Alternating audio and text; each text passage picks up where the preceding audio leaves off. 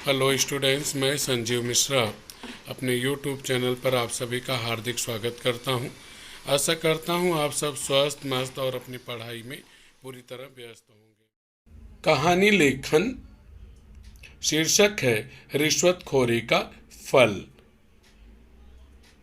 प्रिय विद्यार्थियों, आज हम सब कहानी लेखन करेंगे और इस कहानी लेखन में 3 मुद्दों के आधार पर 3 प्रकार से हम कहानी लिखना सीखेंगे। एक तो सुवचन पर आधारित कहानी लेखन करेंगे, दूसरा शब्दों के आधार पर कहानी लेखन करेंगे और तीसरा मुद्दों के आधार पर कहानी लेखन हम करेंगे। कहने का मतलब कि 3 in 1, 3 बातें एक साथ में। अब सबसे पहले सुवचन पर आधारित कहानी लेखन, इसके बारे में आप बहुत कम जानते होंगे। सुवचन के आधार पर कहानी लेखन का प्रश्न इस तरह होगा, निम्नलिखित सुवचन को आधार बनाकर लगभग 70 से 80 शब्दों में कहानी लिखिए। कहानी से मिलने वाली सीख भी लिखिए, 5 मार्क का। इसका मतलब कि सुवचन पर आधारित जो कहानी होगी उस पर सुवचन मतलब शीर्षक दिया होगा। सुवचन और कुछ नहीं है, उसी जो शीर्षक दिया रहता है उसी का बड़ा रूप होता है। जैसे आप अपने थॉट्स लिखते हैं, कहाँ पे ब्लैक बोर्ड पे अपने लिखते हैं ऊपर, हाँ, सुविचार लिखते हैं, वही सुविचार ही सुवचन कहलाता है। सुवचन मतलब सुविचार। तो उसी सुविचार के ऊपर कहानी लिखना, जिसे आप क्या कहते हैं, शीर्षक होता है। तो शीर्षक एक तरह से दिया है, उसी के आधार पर आपको कहानी लिखना होता है। अब यहाँ पे जैसे शीर्षक दिया है बुरे काम का बुरा नतीजा, इसका मतलब है जो कहानी हमें लिखना है, यह सुवचन है, यह दिया हुआ है। जो कहानी इस पर लिखना है, इसको आधार बनाकर जो कहानी लिखना है, उसमें कोई एक व्यक्ति होगा जो बुरा कार्य करता होगा, बुरा कर्म करता होगा, अंत में उसे उसका बुरा परिणाम, बुरा फल मिलने वाला है। अब यहाँ पर सुवचन के आधार पर कहानी लेखन, यह पूरा खुला आकाश होता है, जहां पर आप कोई भी घटना लिख सकते हैं, किसी भी बुरे कार्य से संबंधित घटना का उल्लेख कर सकते हैं। यानी जो सुवचन दिया है उसके आधार पर किसी भी घटना का जिक्र आप कर सकते हैं जो उस सुवचन को दर्शाती हो। अब जैसे बुरे काम का बुरा नतीजा, यहाँ पर मैं इसको ले रहा हूं, रिश्वतखोरी का परिणाम बुरा होता है। यानी इसमें मैं रिश्वतखोरी जैसे बुरे कार्य के बारे में बताने जा रहा हूं और उसका परिणाम बुरा होगा, यह बताने जा रहा हूं। यह भी आपका सुवचन होता है। या फिर कोई ऐसा है जो यहाँ पर किसी के झूठ बोलने वाले बुरे कार्य, गलत कार्य के बारे में बता रहा है, तो वह भी हो सकता है। लेकिन बुरे काम में लालच नहीं आती है। बेईमानी से संबंधित जितने काम हैं वह सब इस बुरे काम में आ जाएंगे। तो ध्यान में रखिएगा कि बुरे काम यानी बुराई से संबंधित, बेईमानी से संबंधित जितनी भी कहानियां हैं, कोई भी कहानी यहाँ पे आप लिखने के लिए पूरी तरह स्वतंत्र होंगे। तो यहाँ शीर्षक दिया होगा, इसी को आगे बढ़ा देंगे तो यह सीख भी आपकी बन जाएगी कि यदि कोई व्यक्ति बुरा कार्य करता है तो अंत में उसे बुरा परिणाम, बुरा नतीजा भुगतना पड़ता है। अतः हमें हमेशा अच्छे कार्य करने चाहिए, ईमानदारी से कार्य करने चाहिए। अगर यह दिया हुआ है तो शीर्षक तो हमारा यह हो ही गया। सीख लिखनी है, सीख लिखनी है तो हमें ईमानदारी से कार्य करना चाहिए। बिना परिश्रम किए या बेईमानी से कार्य करने का परिणाम बुरा होता है। हमें कभी रिश्वत नहीं लेनी चाहिए, यह इसकी सीख हो गई। अब बीच वाले भाग में जैसे मैंने कहा कि जो भी बुरे कार्य से संबंधित घटना हो, उसका बुरा परिणाम मिल रहा, कोई भी कहानी आप लिख सकते हैं। इसी सुवचन को आधार बनाकर शब्दों के आधार पर जो कहानी हो सकती है, शब्दों के आधार पर कहानी लेखन, उसमें ऐसा रहेगा 4 शब्द दिए रहेंगे, उन्हीं शब्दों को आधार बनाकर आपको कहानी लिखना है। यह वाला खुला आकाश होता है, यह भी जो है एक तालाब की तरह है, जहां पे आप अपने हिसाब से अवगाहन कर सकते हैं, डुबकी लगा सकते हैं। यानी अपने शब्दों के किन्हीं रूप में भी आप उपयोग में ला सकते हैं। तो यहाँ पे द्वारपाल है, द्वारपाल आप जानते हैं जिसे गेट कीपर आप कहते हैं या सिक्योरिटी गार्ड कह सकते हैं, जो राजाओं महाराजाओं के राजमहल में राज दरबार के सामने होते थे, राजमहल या राज दरबार की रक्षा करते हैं। द्वार यानी दरवाजे की, पाल यानी पालने वाला, रक्षा करने वाला व्यक्ति द्वारपाल कहलाता है। तो द्वारपाल यानी राजा महाराजा की बात होगी। रिश्वत लिया करता था यानी घूस लेता था। कवि और इनाम, अब घूस लेता है, कवि आया है तो यानी कवि कविता पाठ करेगा, उसको इनाम मिलना है। इनाम कब मिलेगा? जब वह दरबार में जाएगा। दरबार में उसे जाने कौन देता है? द्वारपाल जाने देता है। द्वारपाल कब जाने देगा? जब वह रिश्वत देगा तो इनाम मांगेगा और द्वारपाल को सबक सिखाएगा। इस तरह से इन घटनाओं को लेकर भी आप अपने हिसाब से कहानी लेखन कर सकते हैं। अगला है आपका मुद्दों के आधार पर कहानी लेखन। अब वहां पे ये इस तरह से दिया रहेगा, इसमें उपर्युक्त शब्दों के आधार पर 70 से 80 शब्दों में कहानी लिखिए, उचित शीर्षक देकर सीख भी लिखिए। उपर्युक्त में अगर यह शब्द ऊपर दिए हैं तो उपर्युक्त शब्द का प्रयोग होगा। अगर ये शब्द यहाँ नीचे दिए रहते तो लिखा रहता निम्नलिखित शब्दों के आधार पर। अब अगला है तीसरा प्रकार है जो कि सबसे आसान है, बच्चों को बड़ा भाता है। मुद्दों के आधार पर कहानी लेखन। प्रश्न, निम्नलिखित मुद्दों के आधार पर 70 से 80 शब्दों में कहानी लिखकर उसे उचित शीर्षक दीजिए तथा सीख लिखिए। अब यहाँ पर आप देखें मुद्दे दिए रहेंगे, 5-7 मुद्दे होंगे, 5 अंक का आपको एग्जाम में पूछा जाता है। मुद्दे इस तरह दिए हैं: एक राजा, रिश्वतखोर द्वारपाल, चतुर कवि का आगमन, रिश्वत मांगना, रिश्वत आप जान रहे घूस मांगना, आधा इनाम देने का वादा, कविता पाठ, राजा प्रसन्न, इनाम में 100 कोड़े मांगना। 100 कोड़े मतलब हंटर से पिटाई, आप जानते हैं हंटर से पिटाई करवाना, रिश्वत के बारे में बताना, तब राजा को उसने रिश्वत के बारे में बताया, द्वारपाल को सजा, कवि को इनाम। अब यहाँ पर लिखते समय बच्चे ये सोचते हैं कि रिक्त स्थान भर दिया तो हमारी कहानी हो गई, 10 लाइन लिख दिया तो कहानी हो गई। नहीं भाई, कम 70 से 80 शब्द मतलब एक पेज में लगभग कहानी जानी चाहिए। एक पेज में जाएगी, साथ में ही यहाँ पे पूरी घटनाक्रम का वर्णन होगा। जैसे आपकी एक मूवी होती है उस तरह से, एक फिल्म होती उस तरह पूरे घटनाक्रम का वर्णन होगा। बच्चे पूछते हैं, अक्सर कहते हैं कि सर कहां से कहां तक पहला पैराग्राफ, कितना पैराग्राफ? मैं ये कहता हूं कम से कम 3 पैराग्राफ, 3 परिच्छेद होंगे, और अगर 4 बनाने पड़े, 4 घटनाक्रम है इस मुद्दों में तो 4 पैराग्राफ बनाइए, और अगर 4 नहीं बन रहा है तो 3 कम से कम बनने चाहिए। अब यह नहीं कि सर 8 भी बना सकते हैं क्या, तो वो सब बिना मतलब के कुतर्क हैं, उसके ऊपर चर्चा नहीं करनी चाहिए।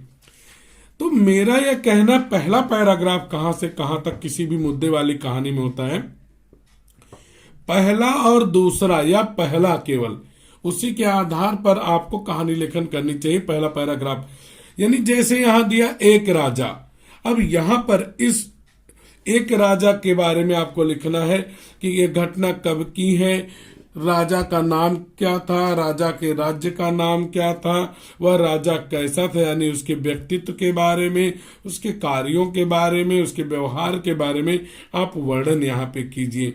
साथ ही साथ अब उसी राजा के दरबार में एक द्वारपाल था, वह द्वारपाल कैसा था, उसका व्यक्तित्व कैसा, व्यवहार कैसा था, रिश्वतखोर था। तो रिश्वतखोरी का काम, घूस लेने का काम किन लोगों से किया करता था उसका वर्णन कर दीजिए। आराम से आपकी 6-7 पंक्तियां यहाँ पे 2 मुद्दों के आधार पर बन जाएंगी, तैयार हो जाएंगी, और आपका पहला पैराग्राफ पूरा होगा। अब कहानी का आरंभ है, शुरुआत है। आपने बता दिया कि बहुत समय पहले की बात है, एक राजा था, उनका नाम यह था, या उनके राज्य का नाम यह था, उनका व्यक्तित्व इस तरह था से था, वो लोगों को इस तरह से सम्मान इत्यादि दिया करते थे, उनके व्यक्तित्व, कार्यों के बारे में, उनके गुणों के बारे में आपने बता दिया। फिर वहां के द्वारपाल इत्यादि के बारे में बता दिया। आपका पहला पैराग्राफ पूरा हुआ। अब इसके बाद आइए, जहां तक घटनाक्रम न बदले, जहां तक घटनाक्रम न बदले वहां तक आप दूसरा पैराग्राफ, यानी कहने का मतलब यह है कि पूरी कहानी दूसरे पैराग्राफ में लिखी जाएगी। अब जैसे यहां पे है चतुर कवि का आगमन, तब आप बताइए राजा के गुणों को सुन करके वहां पर एक दिन एक चतुर कवि आया। आगमन मतलब आया। अब यहाँ पे रिश्वत मांगना मतलब उस अंदर जाने की कोशिश करने लगा, तो उससे इसने रिश्वत मांगी होगी। रिश्वत मांगी, तब कवि ने क्या कहा, द्वारपाल ने क्या कहा, वो सारी बातें, फिर किस तरह से उनकी डीलिंग हुई, कि क्या वादा किया कवि ने, वो सारी बातें किस बेस पर, किस आधार पर वह जाने दिया, उसका वर्णन यहाँ कर दीजिए। अब कवि अंदर गया राज दरबार में, तो वहां पे क्या कुछ किया, केवल कविता पाठ किया नहीं, कैसी कैसी कविताएं सुनाई, उसका क्या उन पे प्रभाव पड़ा राजा के ऊपर, दरबारियों के ऊपर, उसका जिक्र कीजिए। वह कविता सुनकर राजा को के ऊपर क्या असर हुआ, वह बात आप बताइए। फिर जैसे राजाओं महाराजाओं का गुण होता है, अक्सर वह इनाम मांगने की बात करते हैं, तो राजा ने भी वही किया। तब इनाम देने की बात कही, तब कवि ने क्या उनसे मांगा, इनाम में किन चीजों की मांग की। तो यहां तक जो है आपका दूसरा पैराग्राफ को जाना है। अब इनाम जब 100 कोड़े मांगा होगा, तो उसका क्या असर पड़ा राजा के ऊपर, उसके दरबारियों के ऊपर, उसका जिक्र कीजिए। वहां तक दूसरा पैराग्राफ। और उसके बाद तीसरे पैराग्राफ में राजा को उसने बताया कि ऐसे ऐसे हुआ। फिर राजा को सारी बात समझी, द्वारपाल को बुलाया और कवि को इनाम दिया। अब यहाँ पे हम लोग कविता की शुरुआत करेंगे।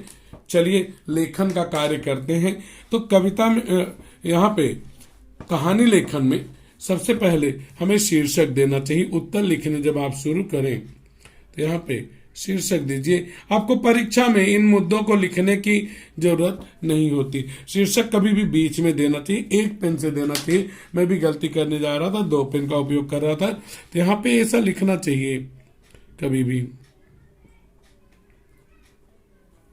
शीर्षक। अब यहां तो तुरंत मुझे लिख देना चाहिए शीर्षक क्या मिला, क्योंकि मुझे पता है। लेकिन अगर आपको नहीं पता, पूरी कहानी लिख लीजिए और मुद्दे अगर ध्यान से देखेंगे तो आपको मालूम भी पड़ जाएगा। तो यहाँ पे पूरी कहानी लिखने के बाद शीर्षक डालना चाहते हैं तो डालिए, या फिर अगर आपको पता चल गया तो तुरंत डाल दीजिए। जैसे मैं यहां लिख दे रहा हूं, रिश्वत खोरी का फल या परिणाम, जो भी आप लिखें, रिश्वतखोरी का फल या परिणाम, इस तरह से लिख के अंडरलाइन कीजिए। अब इसके बाद 3 पैराग्राफ या 4 पैराग्राफ में पूरी कहानी लिखिए। पैराग्राफ बनाते समय जो मार्जिन लाइन है उससे फिंगर से मेजर कर लीजिए। 3 फिंगर आपकी जहां तक जाती वहां से पैराग्राफ बना चाहिए, यानी आधा जहां है उसके इधर से। अब इन्हीं मुद्दों के आधार पर, इन्हीं शब्दों के आधार पर, इसी सुवचन के आधार पे मैं कहानी लेखन का कार्य कर रहा हूं। बहुत समय पहले की बात है, बहुत समय पहले की बात है,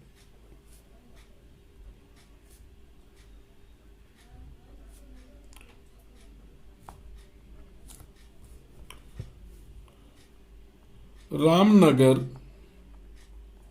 अब यहां पे एक राजा, यह मुद्दा था हमारा, अब उसी की व्याख्या हम लोग कर रहे हैं। अब स्थान का नाम दे दिया, राज्य का नाम रामनगर राज्य में एक राजा राज्य करते थे, राज्य करते थे। ध्यान रखें कि कहानी हमेशा भूतकाल में होनी चाहिए। अब शुरुआत तो ये बहुत समय पहले की बात है, अगर यह वाक्य आप लिखते हैं तो आपको वर्तमान लिखना पड़ेगा। राज्य करते थे। अब उनका नाम हमें देना है राजा का, उनका नाम राजा उदय प्रताप सिंह था। एक काल्पनिक नाम, एक काल्पनिक स्थान हमने सोच लिया, उदय प्रताप सिंह था। अब राजा के गुणों का वर्णन आप बोलेंगे कि सर कहां से मालूम पड़ेगा? तो इन मुद्दों को अगर आप पढ़ते हैं तो आपको यह पता चलेगा कि राजा किस तरह से थे, उनके अंदर कौन कौन से गुण थे, कैसा व्यक्तित्व था। राजा बहुत ही सज्जन, बहुत ही सज्जन तथा गुणी लोगों की, गुणी यानी जो गुणों से भरे होते हैं, गुणी लोगों की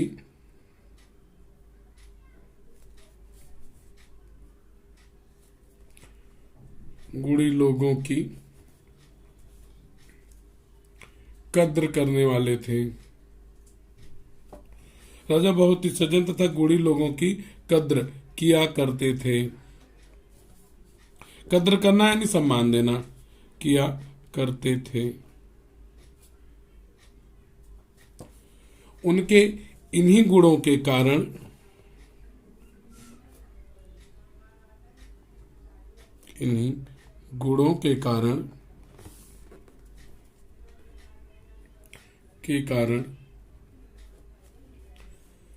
उनके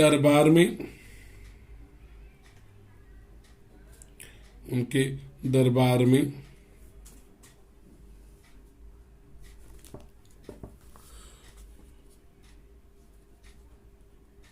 गुणवान लोगों की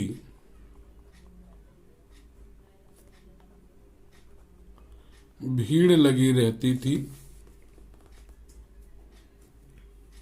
भीड़ लगी रहती थी।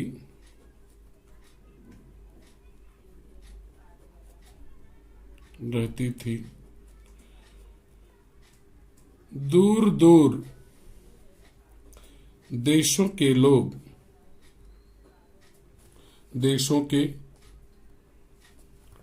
लोग राजा के दरबार में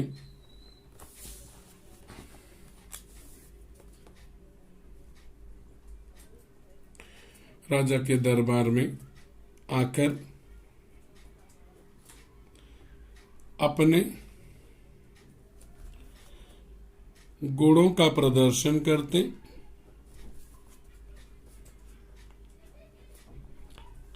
यानी अपने गुणों को दिखाते, प्रदर्शन करते और उचित पुरस्कार या इनाम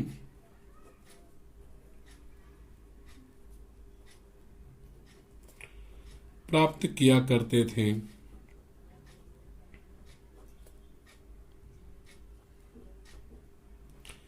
अब देखिए, एक मुद्दा मैंने लिया हुआ था, एक मुद्दा था एक राजा। अब एक राजा, वह राजा कहाँ का राजा था, उसके राज्य का नाम क्या था, राजा का नाम क्या था और उसका व्यक्तित्व कैसा था, लोगों के साथ उसके संबंध कैसे थे, उन सभी का जिक्र मैंने पहले पैराग्राफ में कर दिया है। अब उस दूसरे मुद्दे को लेकर के उसी में आगे मैं बात करने वाला हूं।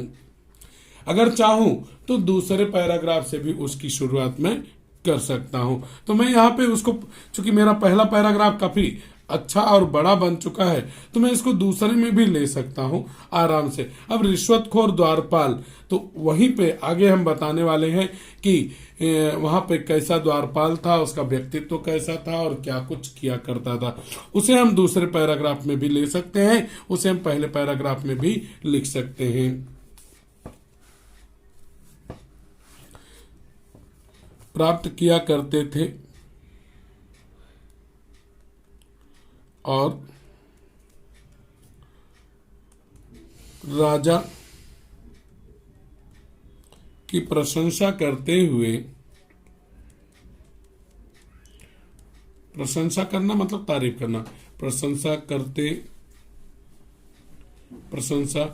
किया करते थे।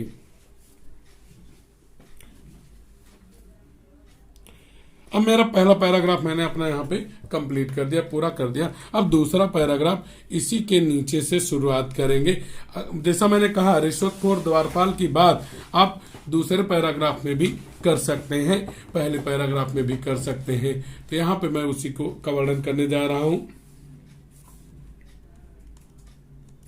राजा उदय प्रताप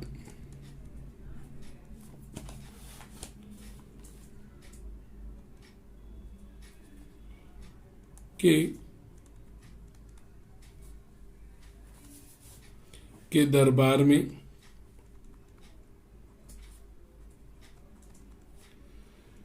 एक रिश्वतखोर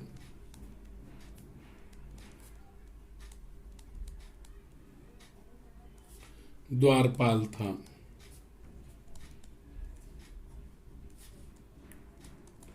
अब यहाँ पे आपको पहले भी मैंने कहा, उसका नाम लिखने की जरूरत वैसे तो नहीं है, द्वारपाल का नाम क्या था, अगड़म बगड़म, ये सब की जरूरत नहीं है आपको। अब द्वारपाल क्या कुछ किया करता था उसका जिक्र यहाँ पे करेंगे। यहां एक कहावत लिख देते हैं, यह ठीक वैसे ही था जैसे चिराग तले अंधेरा। चिराग मतलब दीपक, चिराग तले अंधेरा।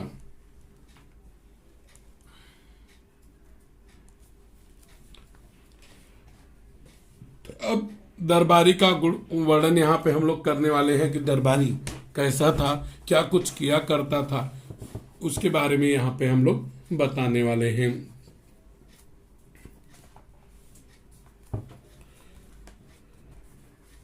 जो लोग राजा के दरबार में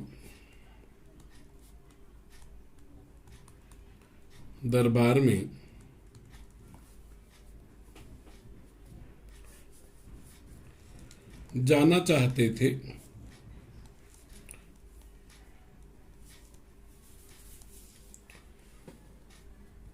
उनसे वह चुपके से रिश्वत लिया करता था।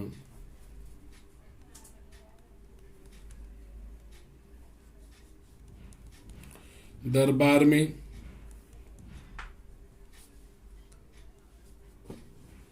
द्वारपाल को रिश्वत दिए बिना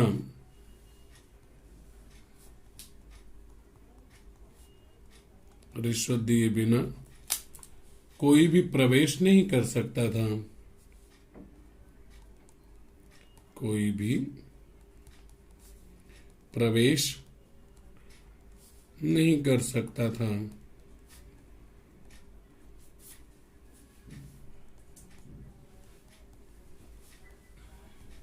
नहीं कर सकता था।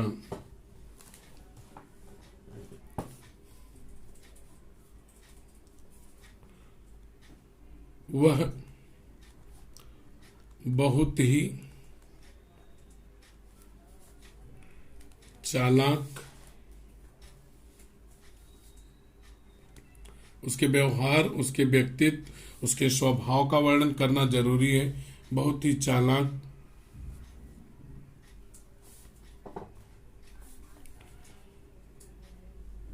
चालाक और धूर्त था।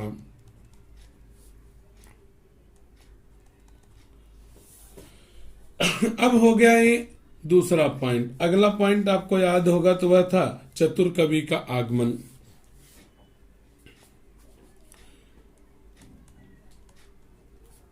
राजा की सज्जनता,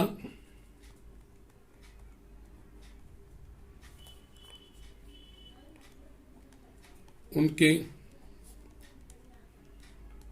गुणों तथा व्यक्तित्व की प्रसिद्धि, की प्रसिद्धि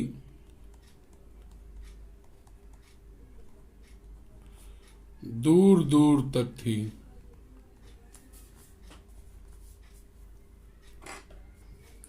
दूर दूर तक थी।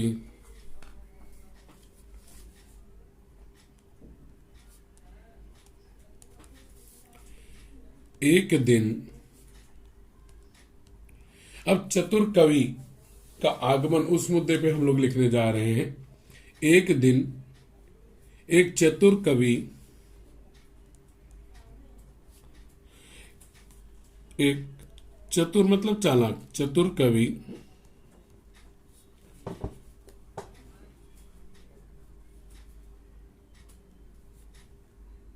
राज दरबार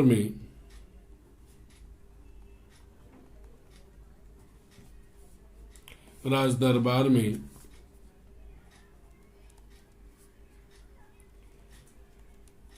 जाने का प्रयास कर रहे थे।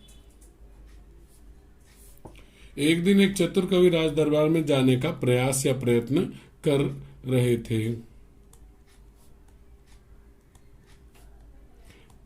थे। रिश्वतखोर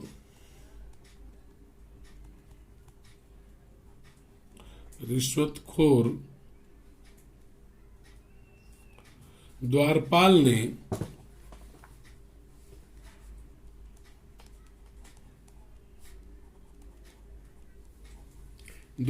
ने कवि को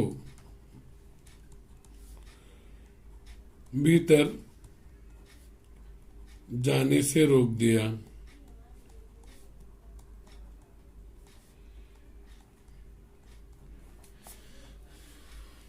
उसने कवि को राजदरबार में जाने की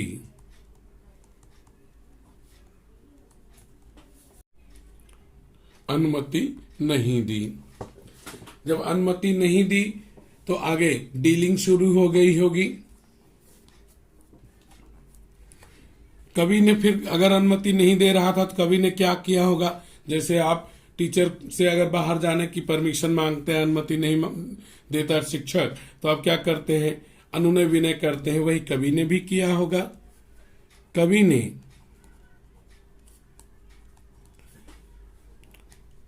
द्वारपाल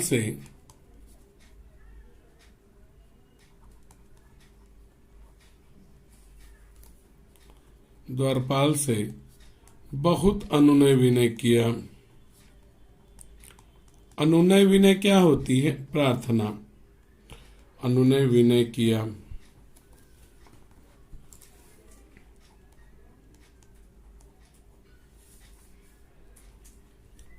अनुनय विनय किया। बहुत आनाकानी करने के बाद, आनाकानी करना यानी इधर उधर की बात करना, आनाकानी यानी बहाना बनाना। आनाकानी करने के बाद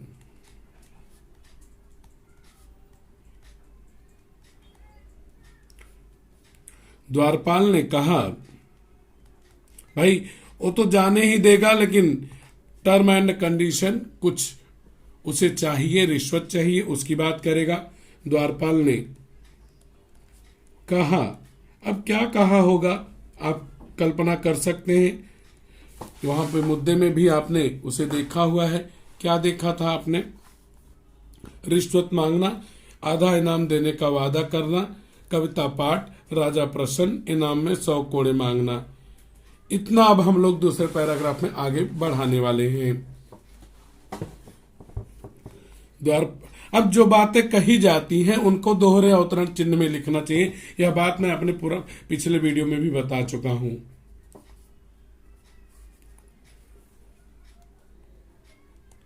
मैं तुम्हें राजा के दरबार में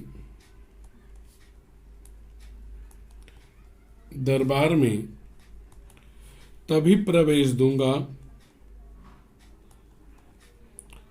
प्रवेश दूंगा दूंगा जब तुम यह वादा करो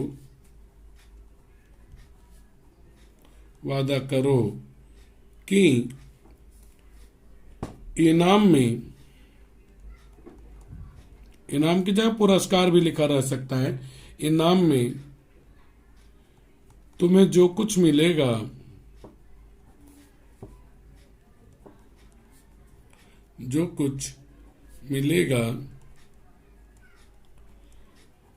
उसका आधा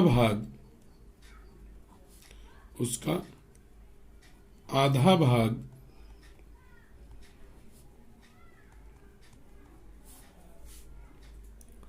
तुम मुझे दे दोगे।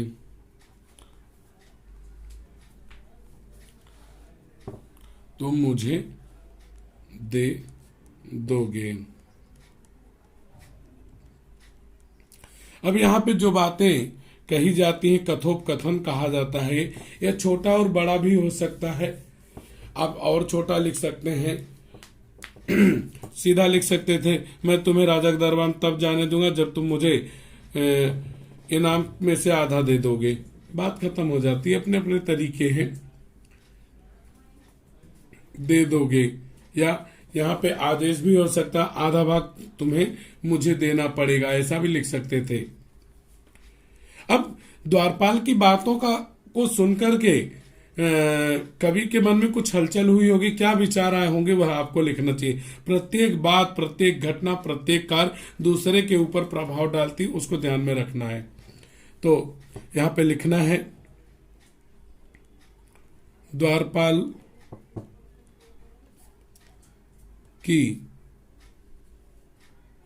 रिश्वत की मांग को सुनकर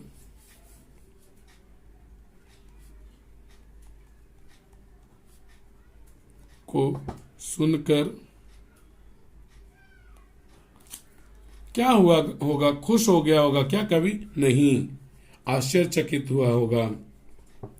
सुनकर कवि आश्चर्यचकित हो गया।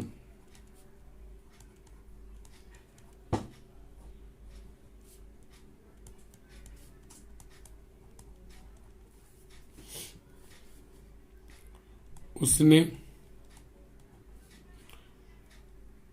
द्वारपाल को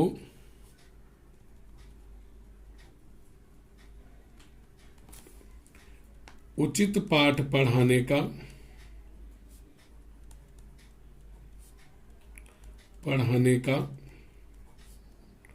निर्णय ले लिया। देखिए कहानी कैसे बढ़ती जा रही। कहानी आप कहते हैं बड़ी नहीं होती, मैं कहता हूं बहुत बड़ी हो जाती है। आप उस मुद्दे को ध्यान से तो देखे, पढ़े।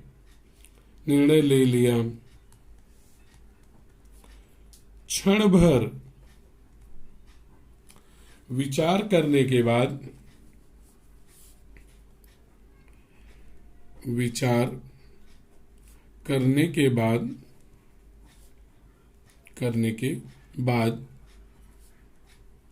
कवि ने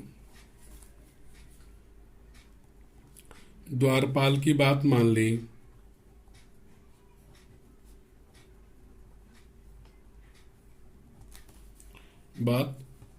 ली। अब देखिए दूसरा पैराग्राफ बहुत बड़ा हो रहा है, तो इसको हम दो भागों में भी बांट सकते थे। जैसा आपके पास समय रहे उस तरह से आपको करना चाहिए। द्वारपाल ने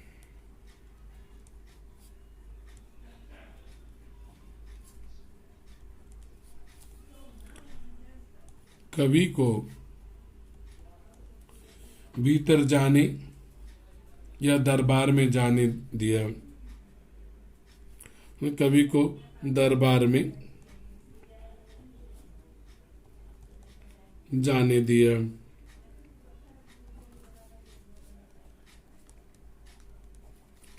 अब यहाँ पे मुझे लग रहा है कि मेरा दूसरा पैराग्राफ जो है काफी बड़ा हो रहा है, इसलिए मैं थोड़ा अगला एक और चौथा पैराग्राफ डाल देता हूं, जिससे ज्यादा बड़ा न दिखाई पड़े, उचित दिखाई पड़े।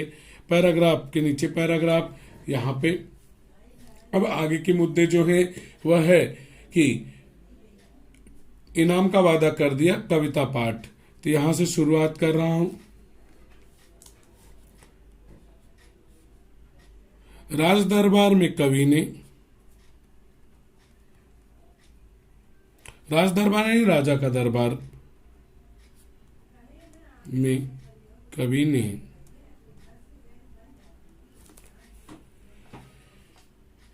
एक से बढ़कर एक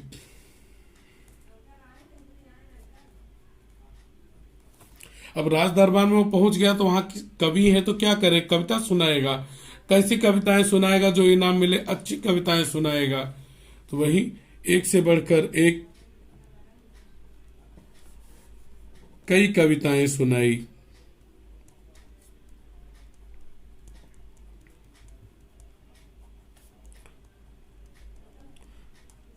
अब कविता का क्या प्रभाव पड़ा होगा वह आपको लिखना है। राजा के ऊपर क्या असर हुआ होगा, उन्हें सुनकर राजा क्रोधित हुआ होगा कि प्रसन्न हो गया होगा। उन्हें सुनकर राजा उदय प्रताप सिंह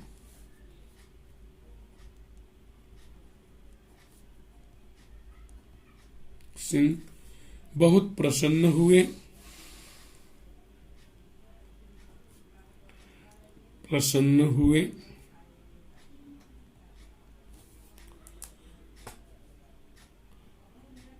और बोले,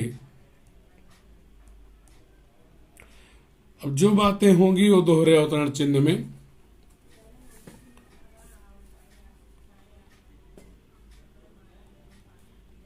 हे श्रेष्ठ कवि, श्रेष्ठ मतलब महान, श्रेष्ठ कवि, मैं तुम्हारी कविता, तुम्हारे कविता पाठ से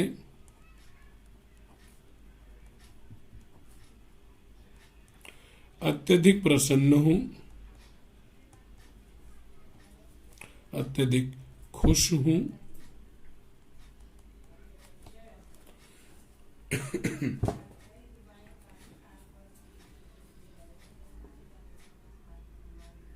जो चाहो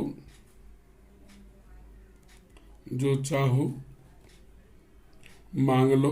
अब मेरा बड़ा होते जा रहा है इसलिए मैं शॉर्ट में कर रहा हूं, यहां थोड़ा और बड़ा कर सकता था मैं। जो चाहो मांग लो। अब यहां पे जब मांगने की बात हो गई तो इनाम में 100 कोड़े मांगा, राजा प्रसन्न हुआ, ये बात हो गई। इनाम में जो मांगा वो चीज अब यहां सीधा लिख देंगे क्योंकि बड़ा होता जा रहा है।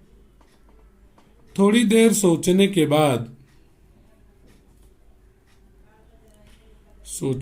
बाद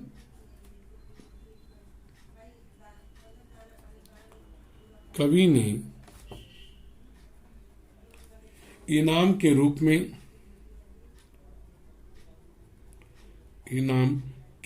में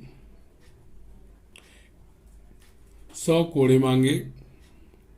100 कोड़े यानी 100 कोड़े मारने की बात कही, मुझे 100 कोड़े लगाए जाएं।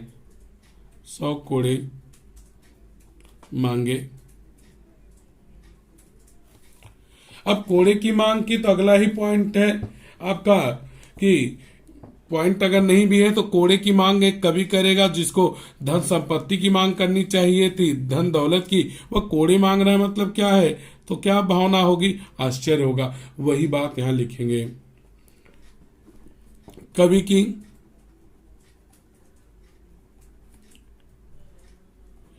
इस मांग से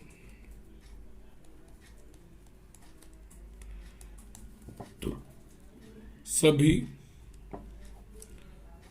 आश्चर्यचकित हो गए कि आखिर ऐसा क्यों बोल रहा है। आश्चर्यचकित हो गए। यह हमारा अब दूसरा पैराग्राफ खत्म होता है, समाप्त होता है। अब तीसरे पैराग्राफ की यहां से बारी आती है जिसमें है आपको 2 मुद्दे हैं रिश्वत के बारे, 3 मुद्दे हैं। रिश्वत के बारे में बताना, द्वारपाल को सजा, कवि को इनाम, उसका वर्णन करेंगे। ठीक इसी के नीचे हम लोग बात करेंगे। राजा के पूछने पर कवि ने उन्हें सच्चाई बता दी।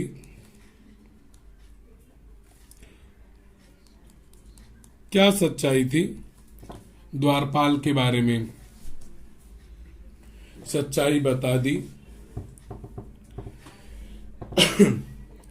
राजा बहुत क्रोधित हुए। कौन सी सच्चाई बताई? द्वारपाल रिश्वतखोर है। बहुत क्रोधित हो गए।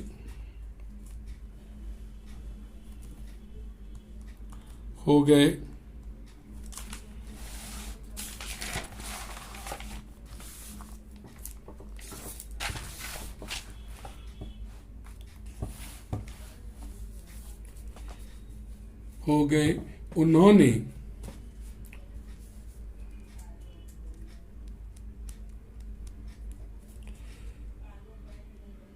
तुरंत द्वारपाल को बुलाया।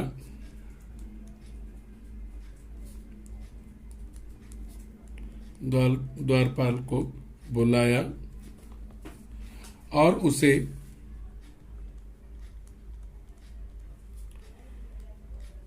100 कोड़े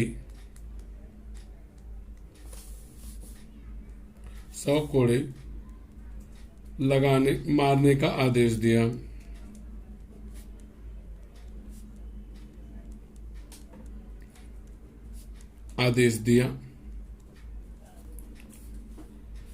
साथ ही साथ मतलब इसके साथ ही द्वारपाल को छोड़ दिया होगा, कैद कर दिया होगा। द्वारपाल को कैद खाने में डाल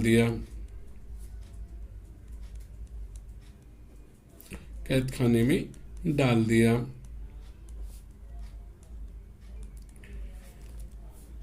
अब कवि के साथ क्या हुआ होगा, जो आपके मुद्दे हैं। राजा ने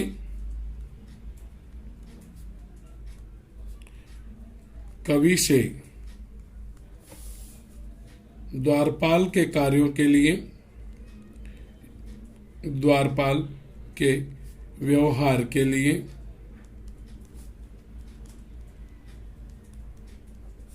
क्षमा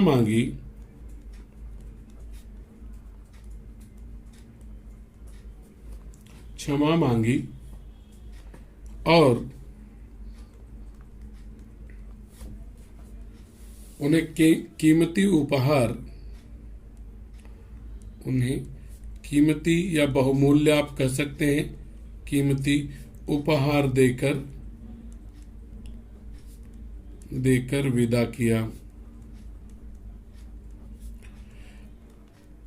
थोड़ा बड़ा हो गया यह वीडियो। अब यहाँ पे हमें सीख लिखनी चाहिए। क्या सीख मिली? सीख हमें यह मिलती है, बिना परिश्रम किए बेईमानी से धन पाने वाले बेईमानी से धन पाने वाले की दशा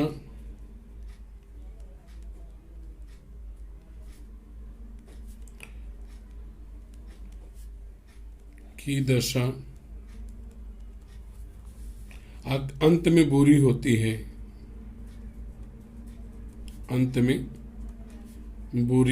है।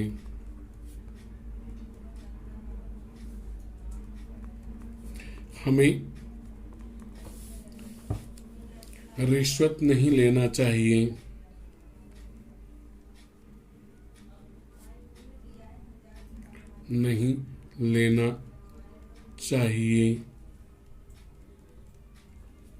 यहाँ तक ये कहानी आपकी समाप्त होती है। आशा है कि यह वीडियो आपको परीक्षा की तैयारी में मददगार सिद्ध होगा। अगर पसंद आया तो लाइक करें, कमेंट करें और दूसरों को शेयर करें। धन्यवाद। बच्चों, अगर आपको मेरा पढ़ाना अच्छा लगा तो वीडियो को लाइक कीजिए, चैनल को सब्सक्राइब कीजिए और वीडियो शेयर कीजिए तथा कमेंट बॉक्स में कमेंट कीजिए कि आपको मेरा पढ़ाना कैसा लगा।